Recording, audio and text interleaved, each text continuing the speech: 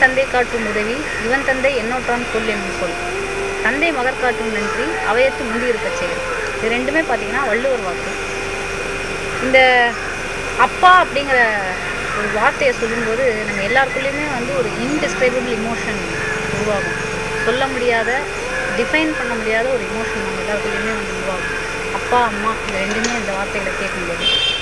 அதே மாதிரி இந்த ரெண்டு குரலையும் வச்சு பார்க்கும்போது என்னுடைய லைஃப்பில் எனக்கு அமைஞ்ச ஒரு மிகப்பெரிய வரம் அப்படின்னு நான் என்ன சொல்லணும்னா, இந்த ரெண்டு குரலுக்குமே வந்து சரியான முறையில் நாங்கள் வந்து ஜஸ்டிஃபைபிளாக நாங்கள் வந்து எங்கள் லைஃப்பை நாங்கள் வாழ்ந்துருக்கோம் அப்படின்னு தான் சொல்ல முடியும், நான் எங்கள் அப்பாவும். ஏன்னா ஒரு அப்பாவாக அவர் செய்ய வேண்டிய கடமை என்னை வந்து ஒரு நல்ல படிப்பு கொடுத்து நல்ல ஒரு நானே எனக்கான ஒரு வேலையை தேடிக்கக்கூடிய ஒரு அளவுக்கு என்னை வந்து ஒரு அவருடைய பொருளாதார வசதிக்கு ஏற்ப என்னை டெவலப் பண்ணி கொடுத்துருக்காரு அப்படிங்கிறது அவர் எனக்கு செஞ்ச கடமை. அதே மாதிரி பல இடங்களுக்கு நான் போகும்போது அவரை கூட கூட்டிகிட்டு போகும்போது இவரோட அப்பா இவங்களுடைய அப்பா இவர் அப்படின்னு சொல்லி இன்ட்ரடியூஸ் ஆகும்போது நானே காதுபட கேட்டு அது நான் பெருமை அடைஞ்சிருக்கேன். ஸோ ரெண்டு வகையிலுமே நாங்கள் வந்து எங்களுக்கு செய்ய வேண்டிய கடமைகளை நாங்கள் ஓரளவுக்காவது செஞ்சு முடிச்சிருக்கோம் அப்படிங்கிறது என் லைஃப்பில் எனக்கு கிடைச்ச மிகப்பெரிய ஒரு வரப்பிரசாதம் அப்படின்னு நான் நினைக்கிறேன். எல்லாருக்கும் இது அமையாது, எனக்கு அமைஞ்சிருக்கிறது ஐ எம் வெரி பிளெஸ்ட். அதை தவிர வந்து பார்த்திங்கன்னா அப்பா அப்படின்னு எடுத்தோம்னா எங்கள் அப்பா வைத்தியநாதன் 1937 பிறந்தவர். 1937 இன்றைக்கி அவருக்கு வந்து 78 வயசு ஆகுது. இப்போது ஒரு ஜென்ரேஷன் கேப் இருக்கிற ஆட்களே வந்து அப்பாவுக்கும் பிள்ளைக்கும் வந்து சண்டை வரும்.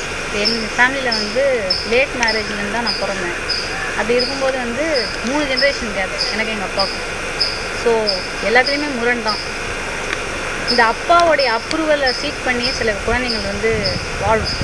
எது சொன்னாலும் அப்பா வந்து அப்பாவுடைய வாய் என்ன சொல்லுது, சரின்னு சொல்லுதா, அந்த மாதிரி தான் நான் இருந்தேன். அதாவது எங்கள் அப்பா எப்படின்னா 99 மார்க்ஸ் வாங்கிட்டு இருந்தால் கூட அந்த 1 மார்க் என்ன ஆச்சு அப்படின்னு கேட்கக்கூடிய ஒரு ஆள். ஸோ இதுதான் என்னுடைய என்டையர் லைஃபுடைய ஹிஸ்ட்ரியே வந்து எழுதப்பட்டது வந்து இவருடைய இந்த ஒரு ஹேபிட்னால தான். அண்ட் எங்கேயாவது இடத்துக்கு போகிறோம் அப்படின்னா சின்ன வயசில் சில சம்பவங்கள் எனக்கு ஞாபகம் இருக்குது. ஒரு இடத்துல போய் அவர் வந்து ரொம்ப சூப்பராக லைஃப்பை வந்து லீட் பண்ண ஒரு பர்சன். ஸ்பென்சர் அண்ட் கம்பெனியில் ஒர்க் பண்ணிட்டு இருந்தார். காரை ஒரு இடத்துல போய் நிறுத்தி என்ன தான் இறக்குவார், நீ போய் அந்த கடையில் போய் வழி கேட்டுவா அப்படின்னு சொல்லுவார். எங்கள் அம்மா சொல்லுவாங்க, எங்கள் பையன் இருக்கான், இல்லை நீங்கள் போய் கேளுங்க அப்படின்னா, இல்லை இவ போட்டோம், இவ தைரியமாக இருக்கணும் அப்படின்னு சொல்லி என்ன அனுப்பிச்சி விடுவார். ஸோ இது மாதிரியே வந்து நான் எது செஞ்சாலுமே எங்கள் அப்பாவுடைய அப்ரூவல் என்ன சொல்லுவாரோ, அப்பா என்ன சொல்லிடுவாரோ அப்படிங்கிறத நினச்சே நம்ம வந்து வாழற சில குழந்தைங்களும் நானும் அது ஒன்றாயிட்டேன். அது வந்து அதில் ப்ரோஸ் அண்ட் கான்ஸ் ரெண்டுமே இருக்குது, அது இப்போ நமக்கு தெரியுது. அண்ட் காலேஜில் எடுக்கும்போதும் நான் வந்து லிட்ரேச்சர் படிக்கணுங்கும் போது பயோகெமிஸ்ட்ரி, அதுக்கப்புறம் நான் வந்து சரி அப்போயே பயோகெமிஸ்ட்ரி முடிச்சிட்டாவது நம்ம லிட்ரேச்சருக்குள்ளே போயிடலாம், இலக்கியத்துக்குள்ளே போயிடலாம் நினைக்கும் போது இல்லை எம்பிஏன்னு சொல்லி அது எம்பிஏக்குள்ளே தள்ளி விட்டார். அப்புறம் நான் வந்து சரி வேலையை விட்டுட்டு நம்ம வந்து ஹெச்ஆரில் ஒர்க் பண்ணிட்டு இருந்தேன், நாடகத்துக்குள்ளே போயிடலாம் அப்படிங்கும்போது இல்லைன்னு சைக்காலஜி படிக்கிறதுக்கு அனுப்பிச்சிட்டாரு. இதே மாதிரி என்னை வந்து ஒரு எஜுகேஷன்னா எஜுகேஷன் மட்டும் கிடையாது, எஜுகேஷன் மேலே எஜுகேஷன் போட்டு நீ உன்னுடைய கடைசியில் நான் வந்து என்னுடைய 26 வயசில் தான் என்னால் வந்து நான் நினைச்ச விஷயத்தை என்னால் பண்ண முடியுது. அதாவது கூட்டுப்பற்றேங்கிற ஒரு இடத்துக்குள்ளே என்னால் போக முடியுது. முழு நேரமாக வந்து நாடகத்துக்குள்ளே போகணும் அப்படின்னு சொல்லி.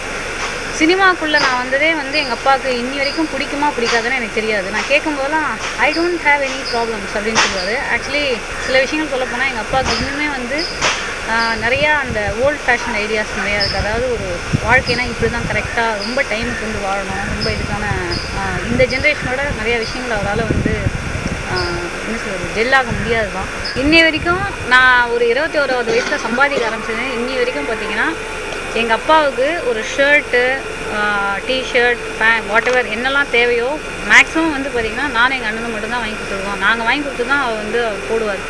ரொம்ப வருஷத்துக்கு முன்னாடியே அவர் வந்து இந்த ஹேபிட்டுக்குள்ளே வந்துட்டார். ஆக்சுவலாக இப்படி பார்க்க போனால் ஆக்சுவலி நிறையா சம்பவங்கள் வந்து நம்ம சொல்லிகிட்டே இருக்கலாம் அப்பாவை பற்றி வந்து. இன்ஃபேக்ட் ஒவ்வொருத்தரும் ஐ திங்க் நம்ம எல்லாருமே அப்பாவை பற்றி பேசுகிறதுனா நம்ம ஒரு சின்ன 2 நிமிஷம்லாம் பத்தாது, ஒரு புக்கே போடலாம், அதில் ஒரு பிஹெச்டியே பண்ணலாம். ஏன்னா அந்த ஒரு ஃபீலிங் வந்து நம்மளால் இன்டிஸ்கிரைபபிள் ஃபீலிங். எங்கள் அம்மாவெல்லாம் விட எனக்கு எங்கள் அப்பா மேலே பயங்கர ஒரு பொசசிவ்னஸ்.